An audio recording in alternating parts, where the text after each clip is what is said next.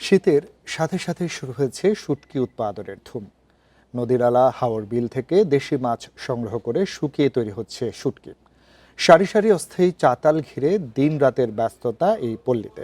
তবে এবার মাছের সরবরাহ কম বলছেন জেলেরা। সেই সাথে সঠিক বাজারজাতকরণ ব্যবস্থা না থাকায় ন্যায্য মূল্য না পাওয়ার কথাও জানিয়েছে। মিঠা পানির মাছে শুটকি উৎপাদনের জন্য পরিচিত সিরাজগঞ্জের তাড়াশ ও উল্লাপাড়া উপজেলা। মহাসড়কের দুই পাশে সারি সারি চাতালে এখন শুটকি তৈরির ব্যস্ততা। স্থানীয়রা জানান, শীতকালে পানি নেমে যাওয়ার পর চলন বিলে ধরা পড়ে প্রচুর দেশি প্রজাতির মাছ। এসব মাছ শুকানো হয় অস্থায়ী চাতালে। প্রকারভেদে যা বিক্রি হচ্ছে 10,000 থেকে 15,000 টাকা মনে। কারণ চলন বিলে এবার মাছ নাই, রিং দল আসে মাছ লোক আগেই মারা পড়ে যায়, কিন্তু আমরা মাছ পাচ্ছি না। কাঁচা মাছে কিনি 4 কেজি মাছ 400 টাকা দিয়ে, 420 টাকাও কিনি, কিন্তু আমাদের তো পোষায় না, কারণ আমাদের শ্রমিক খরচ আছে, আমাদের লবণ আছে, আমাদের গাড়ি ভাড়া আছে। এখানকার শুটকি রপ্তানি হয় ভারতেও। মানসম্পন্ন শুটকি তৈরির প্রশিক্ষণ প্রদান সহ অবকাঠামো নির্মাণের সহযোগিতার কথা জানিয়েছে মৎস্য বিভাগ।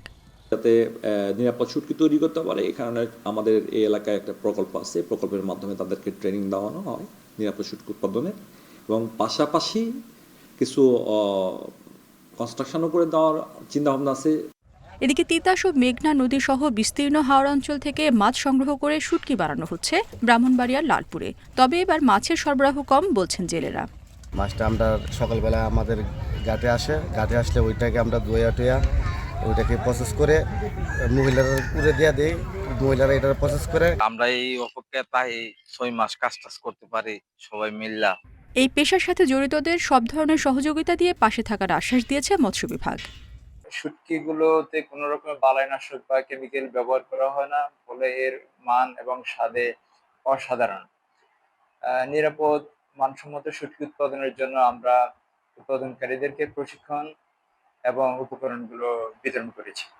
চলতি মৌসুমে জেলায় 1463 মেট্রিক টন শুটকি থেকে অন্তত 45 কোটি টাকা বেচাকেনার আশা করছেন ব্যবসায়ীরা।